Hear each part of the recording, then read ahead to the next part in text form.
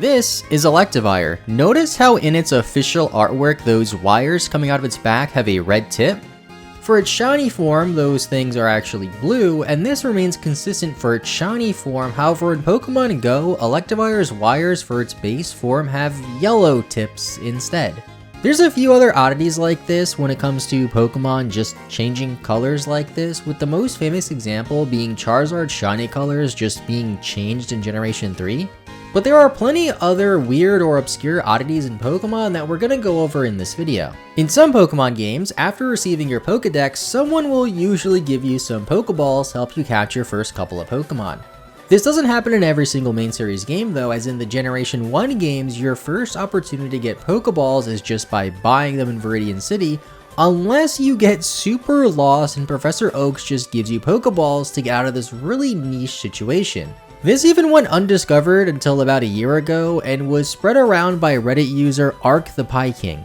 Normally, after leaving Oak's lab in Red and Blue and reaching Viridian City, you have this optional rival fight where your rival will have a Pidgey accompanied by his starter Pokemon. You could just skip this fight and go straight to the Viridian Forest, however, in a very niche situation where you didn't purchase any Pokeballs, only have your starter Pokemon, haven't gotten the first gym badge, and beat the rival in the optional fight, then return to Professor Oak, he will give you 5 Pokeballs. If someone finds themselves in this situation, Oak giving them Pokeballs can help them understand they're supposed to catch Pokemon, but seeing as this wasn't really widely known for over 20 years, I don't think too many people ever saw themselves in this weird situation. Now, as much as we like to talk about useless facts and information on this channel, one item that is very useful in Pokemon games are the tiny mushrooms and the big mushrooms. They have no in-battle effect, can't be used as medicine, and although it would be cool if they had some sort of held item functionality for Paras and Parasect,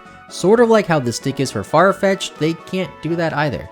You can sell them, which kind of counts as a use I guess, but barely. However, there is one Pokemon game where these mushrooms do technically have a use. They can be used to relearn moves on 2 Island in Fire Red and Leaf Green by giving them to the Move Relearner. In just about every other Pokemon game, you have to give the Move Relearner a Heart Scale to relearn older moves, typically acquired by catching a Love Disc and then just stealing its Heart Scale.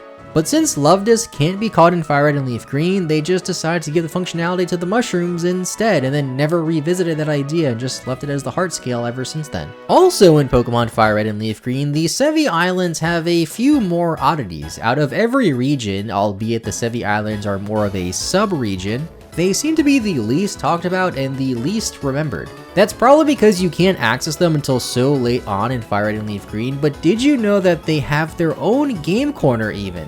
I don't remember this at all and only came across it when I was recently playing through Fire Red and Leaf Green again, and weirdly enough, this game corner doesn't replace the regular game corner in Celadon City like you might expect. It's called the Joyful Game Corner. It's owned by Lostdale's dad, the girl who gets kidnapped by this creepy hypno, and features fun mini-games rather than slot machine games. You can even connect up with other people playing on Fire Red and Leaf Green or even Emerald version to play against them, and in Emerald version these games can be played in Moss Deep City, because Moss Deep City also has a game corner. Did you know that? Because I didn't. This technically means that Hoenn has 2 game corners too, although in Ruby and Sapphire, the same place in Moss Deep City is that weird place where you can use the e-reader to battle some special trainers.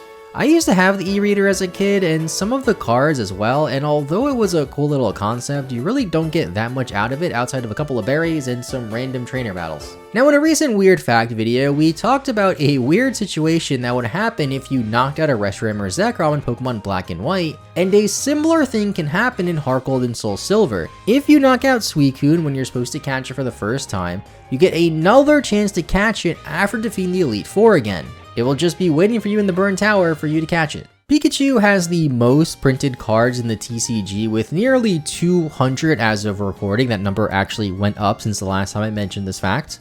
But there are 2 Pokemon that are tied for the fewest amount of cards printed in the Pokemon trading card game, both of them only ever having 1 printing ever. You may think that perhaps this is some random niche Pokemon that's like a fusion, like Black Kyurem or possibly Ultra Necrozma.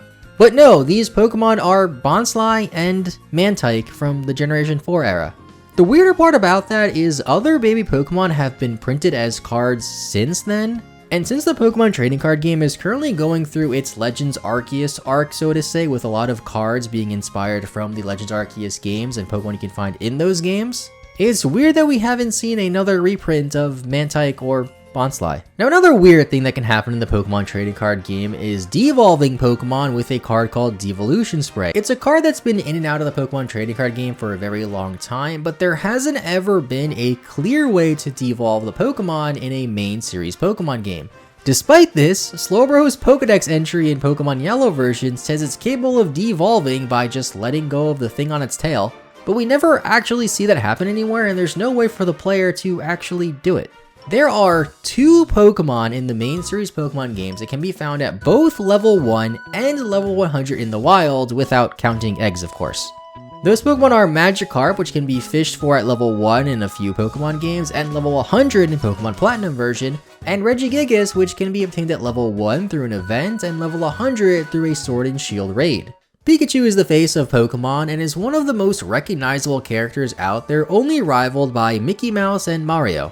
It's crazy to think how they almost changed Pikachu's design when they were bringing Pokemon over to America. They thought that Pikachu might be too cute for a Western audience, and they wanted something different that would fit with America a bit more. Their solution that they came up with, and there isn't any concept art out there or anything, so I'm very thankful for that, was changing Pikachu into a tiger, but not only just a tiger with huge breasts.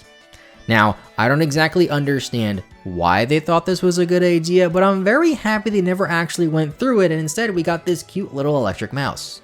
Now, if they did go through with this and Pokemon continued in popularity as it normally would have, imagine what they would have done to later Pokemon like Gardevoir or Lopunny. I don't think I want to think about that now that I mention it. In Pokemon X and Y, after defeating one of the beauty trainers, she will say, "Yes, a mere half a year ago I was a black belt." Quite the transformation, wouldn't you say? And in the Japanese version, she also says something extra about how the power of medical science is awesome, wouldn't you say? In Pokemon X and Y, black belts can only be men and beauties are only women. In the manga, Jirachi was used by Archie to create a Kyogre monster out of seawater. I haven't read the manga and I don't really understand what that means, but in the Jirachi movie from the anime, Jirachi was used by Team Magma to make that giant Groudon monster instead.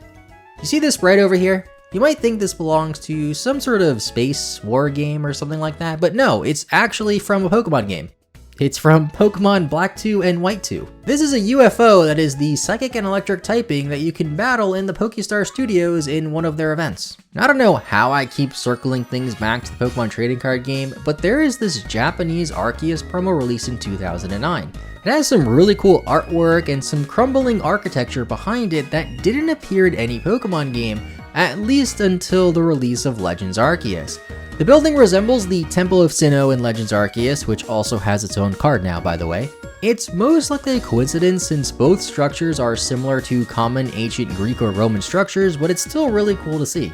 The Pokedex officially categorizes Pokemon by color. We have discussed this a few times in the past, and I've even done a few hardcore Nuzlockes with only Pokemon of a certain color, which you should totally check out, by the way. Some Pokemon have had their colors change from time to time, and a big wave of color changes came in Generation 7. This was because Pokemon with multiple different forms were all listed as a singular color no matter what color the Pokemon actually was. So all Deerling forms would be considered yellow, even the Spring one, which was pink.